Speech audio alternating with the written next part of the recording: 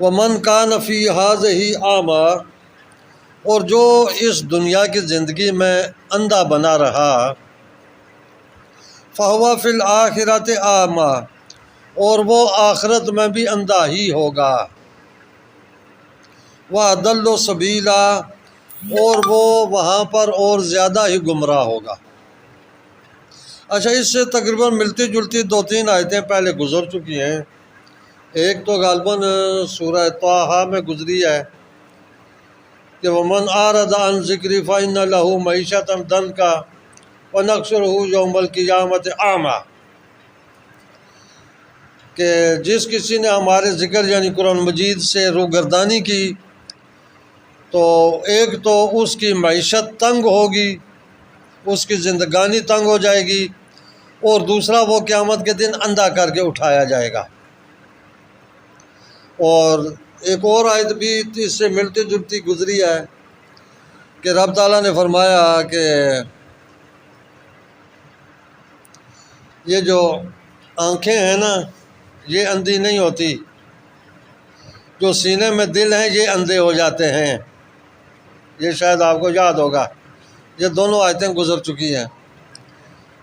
تو بتایا تھا کہ جو سینے میں دل ہے نا یہ اندھے ہو جائیں تو یہ زیادہ پریشانی کی بات ہے۔ یہ ظاہری آنکھیں اگر اندھی ہو بھی جائیں، اگرچہ ان کا بھی کافی نقصان ہے، تکلیف پریشانی ہوتی ہے، لیکن اتنی نہیں ہے جتنا دل اندھا ہو۔ دل آدمی کا اندھا ہو جائے تو اس کو نیکی برائی میں تمیز ہی ختم ہو جاتی ہے۔ تو وہ چیز ہے، رب تعالیٰ یہاں پر بھی جو ہے نا تقریباً وہی چیز بیان ہو رہی ہے کہ وَمَنْ كَانَ فِي هَذِهِ أَعْمَىٰ، جو کوئی اس دنیا کی زندگی میں اندھا بنا رہا۔ اندھا سے مراد یہ نہیں کہ آنکھوں سے اندھا ہے، بلکہ حق سے اندھا بنا ہے، دین سے اندھا بن گیا، نیکی کے کاموں سے اندھا بنا ہوا ہے۔ اس کو لاکھ تبلیغ کرو، لاکھ نیکی کی باتیں بتاؤ، اس کو کچھ ذہن میں نہیں بیٹھتی ہیں یہ چیزیں، اس کو نیکی نظر ہی نہیں آتی، برائی اور نیکی میں کوئی فرق ہی نہیں محسوس ہوتا، دونوں ایک جیسے نظر آ رہے ہیں۔ تو یہ نیکی سے اندھا بننے والی بات ہے۔ تو یعنی کہ آنکھیں تو اس کی کام کر رہی ہیں، دل کام نہیں کر رہا۔ نظر اس کی ٹھیک ہے لیکن اس کا دل جو ہے نا وہ اچھائی برائی میں تمیز نہیں کر رہا، اس کا دل اندھا بنا پڑا ہے۔ تو رب تعالیٰ فرماتا ہے جو یہاں پر اندھا ہے نا دل کے لحاظ سے اندھا ہے، آخرت میں وہ حقیقت میں اندھا ہی ہوگا، قیامت میں وہ آنکھوں سے بھی اندھا ہی ہوگا، اس کو کچھ نظر نہیں آ رہا ہوگا، اور قیامت میں وہ اور زیادہ گمراہ ہوگا۔ کیوں زیادہ گمراہ کیوں ہوگا؟ وہ اس لیے کہ اس دنیا میں رہتے ہوئے جو ہے نا بعض اوقات یہ امید کی جا سکتی ہے کہ یار آدمی شاید کسی وقت ہدایت کے راستے پر آ جائے۔ ہاں، عام دیکھا گیا ہے کہ بچپن میں جوانی میں بعض لوگ ہوتے ہیں نماز روزے کی پابندی نہیں کرتے، بڑے غلط کاریاں وغیرہ کرتے رہتے ہیں، لیکن آخری ٹائم میں کچھ سدھر جاتے ہیں، کوئی دل میں خوف خدا پیدا ہو گیا، کسی کی بات دل پر اثر کر گئی، تو ویسے یا رب تعالیٰ کا خوف دل میں آ گیا تو آدمی توبہ استغفار کر لیتا ہے، نماز روزے کی پابندی شروع کر دیتا ہے۔ تو یعنی کہ اس دنیا میں رہتے ہوئے جو ہے نا یہ چانس ہے کہ آدمی کسی وقت ہدایت پر آ جائے، لیکن آخرت میں تو کوئی جو ہے نا ایسا چانس نہیں ہے نا، کیونکہ آخرت میں تو وہاں عمل کی تو جگہ ہی نہیں ہے نا، عمل کی جگہ تو یہ دنیا ہے۔ تو دنیا میں تو اندھا بنا رہا تو آخرت میں تو اور زیادہ ہی گمراہ ہوگا، وہاں تو توبہ کرنے کا کوئی چانس نہیں ہے۔ تو اس لحاظ سے کہ آخرت میں تو اور زیادہ اندھا ہوگا، اور زیادہ گمراہ ہوگا۔ تو لہذا آدمی کو جو ہے نا اللہ تعالیٰ سے یہ دعا رکھنی چاہیے کہ الہ العالمین ہمیں دل کا اندھا نہ بنانا۔ یہ بہت بڑی موذی مرض ہے کہ آدمی کا دل جو ہے نا وہ حق سے پھر جائے، حق سے دل آدمی کا پھر گیا تو پھر جو ہے نا اس کی دنیا بھی گئی، آخرت بھی گئی، دونوں جہان اس کے بیکار ہو گئے۔ وَإِن كَادُوا لَيَفْتِنُونَكَ عَنِ الَّذِي أَوْحَيْنَا إِلَيْكَ لِتَفْتَرِيَ عَلَيْنَا غَيْرَهُ وَإِن كَادُوا، اچھا یہ جو ہے نا کہ ویسے تو کادو جو ہے نا اس کا معنی ہوتا ہے عنقریب، بعض اوقات ایسا بھی ہوتا ہے یا کچھ عرصے کے بعد ایسا ہو سکتا ہے. تو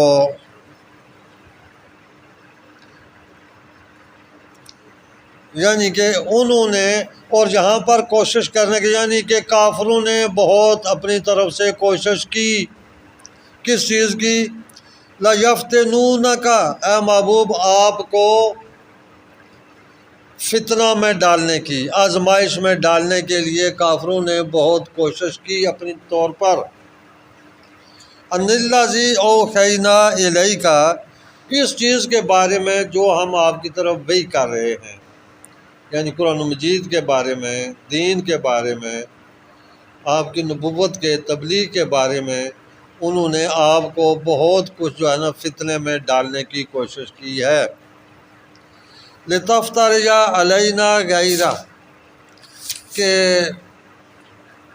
آپ اپنی طرف سے کچھ جھوٹ موٹ افطرا کر کے جو ہے نا کسی اور چیز کو قرآن بتا دیں. یہ معنی ہے. یہ ہے جی کہ کفار اور مشرکین نے جو ہے اس آیت کے شان نزول میں 2-3 اقوال ہیں. ایک تو یہ بھی ہے جی کہ کفار اور مشرکین نے جس وقت اپنے طور پر بہت زور پہلے لگایا کہ حضور علیہ الصلوۃ والسلام کو تبلیغ سے روک دیں، آپ اللہ تعالیٰ کے احکامات بیان نہ کریں، تو لیکن جس وقت دیکھا کہ حضور علیہ السلام اس سے رک نہیں رہے تو انہوں نے ایک قسم کا آپ کے ساتھ ایک سودا کرنا چاہا. سودا یہ کہ کرنا چاہا جی کہ کچھ عرصہ آپ ہمارے بتوں کی عبادت کیا کریں اور کچھ عرصہ ہم آپ کے خدا کی عبادت کریں. اس طرح آپس میں جو ہے نا ایک ہم معاہدہ کر لیتے ہیں، ایگریمنٹ، کہ ایک ہفتہ آپ ہمارے بتوں کی عبادت کریں، ایک ہفتہ ہم آپ کے خدا کی عبادت کرتے ہیں.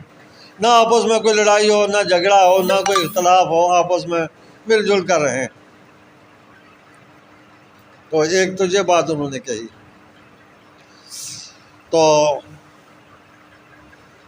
پھر ساتھ ایک یہ بھی اور بھی بات ہے کہ ایک دفعہ وہ سارے جو مشرکوں کے بڑے بڑے سردار لیڈر تھے نا، وہ حضرت ابو طالب کے پاس آتے ہیں اور آ کر کہتے ہیں جی کہ اے ابو طالب تو ہمارا سردار ہے، تجھے پتہ ہے کہ تمہارے بھتیجے نے جو مکے میں ہمارے خاندانوں میں یہ ایک اختلاف پیدا کر دیا ہے کہ ان کی وجہ سے جو ہے نا یہ کتنا زیادہ عرب کی مکے کی جو فضا ہے خراب ہوئی ہے.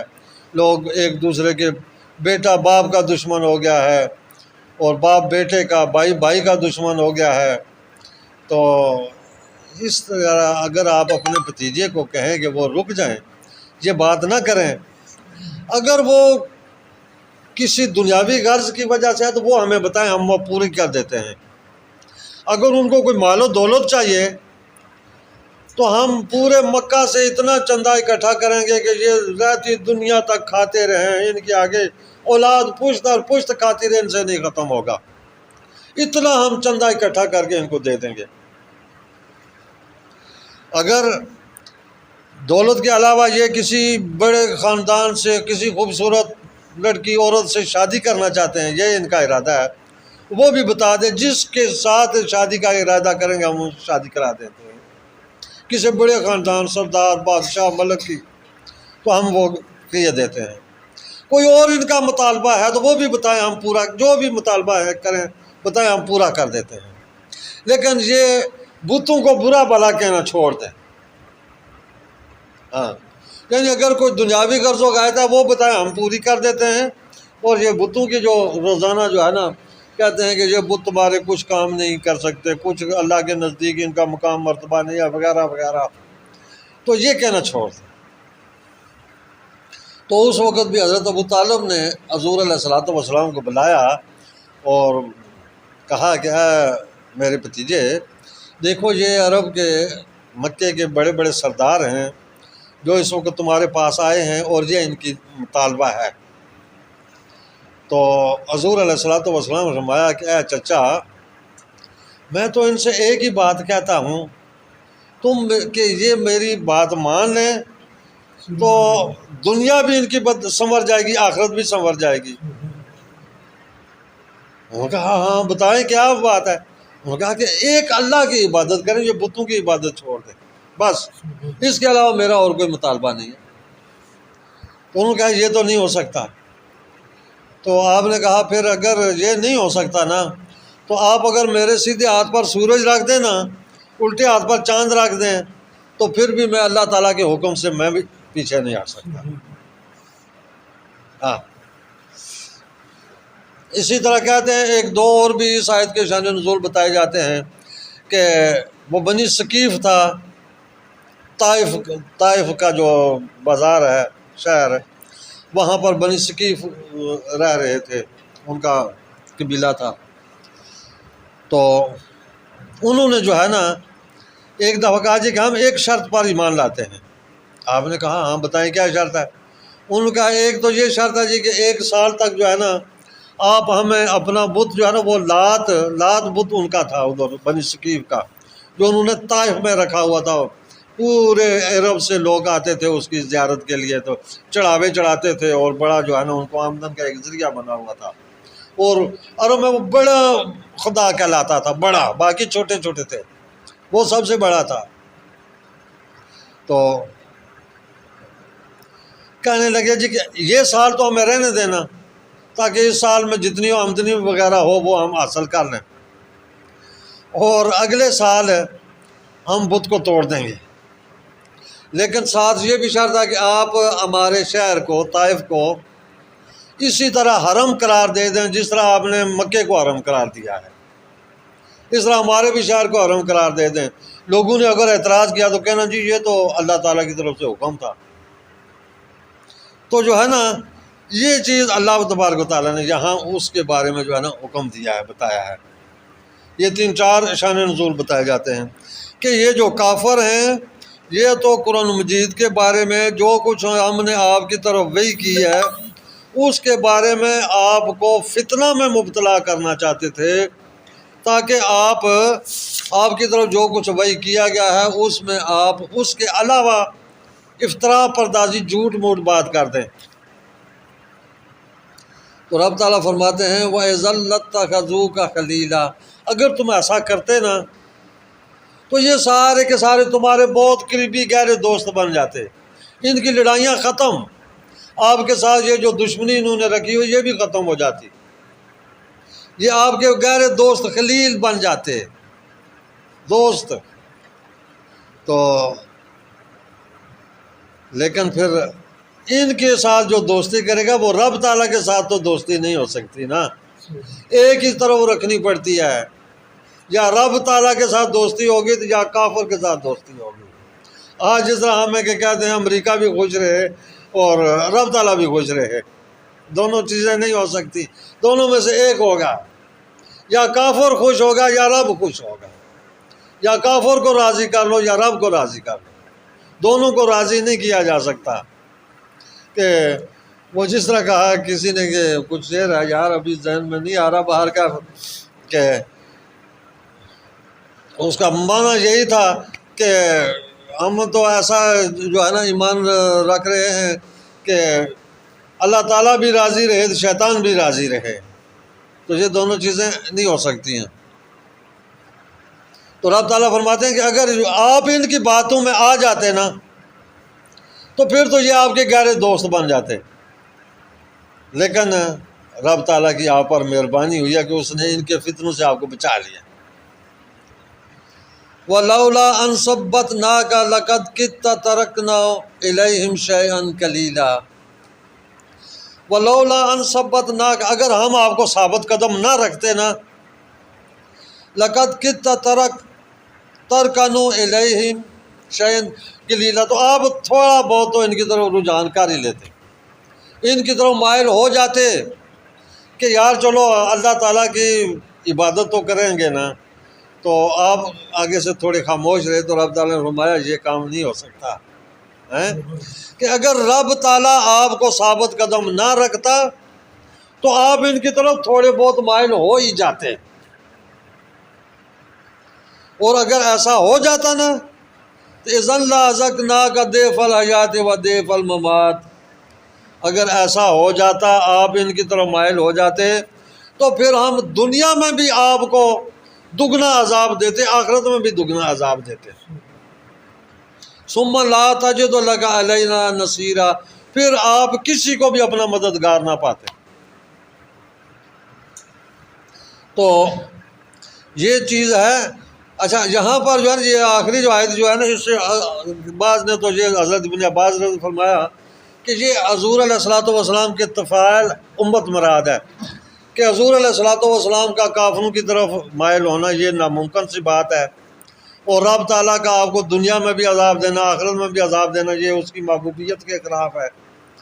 تو یہ اصل میں رب تعالیٰ نے حضور علیہ السلام کے طفیل امت کو بتایا کہ تم نے جو ہے نا شیطان کی پیروی نہیں کرنی، کافر کی رضا حاصل نہیں کرنی ہے، خاص کر وہ لوگ جو دین کا کام کرنے والے ہیں، دین کا پیغام پہنچانے والے ہیں، تبلیغ کرنے والے ہیں، کہ ان کو جو ہے نا یہ زیادہ محتاط ہو کر زندگی گزارنی ہوگی۔ کافروں کے ساتھ الیک سلیک، اٹھنا بیٹھنا، دوستی بھائی چارہ یہ نہیں رکھنا ہے۔ اگر ان کے ساتھ انہوں نے یہ کام کیا تو پھر سمجھیں کہ رب تعالیٰ کے ساتھ ناراضگی حاصل کر لی ہے۔ تو اگر ان کے ساتھ انہوں نے بھائی چارہ ان کی ہاں میں ہاں ملانی شروع کی تو پھر یہ جو رب نے فرمایا نا کہ ہم دنیا میں بھی دگنا عذاب دیں گے، آخرت میں بھی دگنا عذاب، یہ ان لوگوں کے لیے موجودہ دور میں۔ تو پھر تمہارا کوئی مددگار نہیں، وہ تو مدد کے جھوٹے وعدے کرتے ہیں نا، لیکن وقت جب آتا ہے تو چھوڑ کر پیچھے ہٹ جاتے ہیں، نہیں مدد کرتے۔ تو یہ چیز ہے کہ پھر رب تعالیٰ کی مدد ہی اصل میں ہوتی ہے۔ تو رب تعالیٰ فرماتا ہے اگر تم نے ان کے ساتھ دوستی کی تو کوئی بھی تمہارا مددگار نہیں ہے۔ دعا ہے کہ اللہ تبارک و تعالیٰ ہمیں اپنے دین کی صحیح سچی سچی پہچان نصیب فرمائے اور اسی پر ہمارا دنیا آخرت فرمائے۔ وما علیہ الا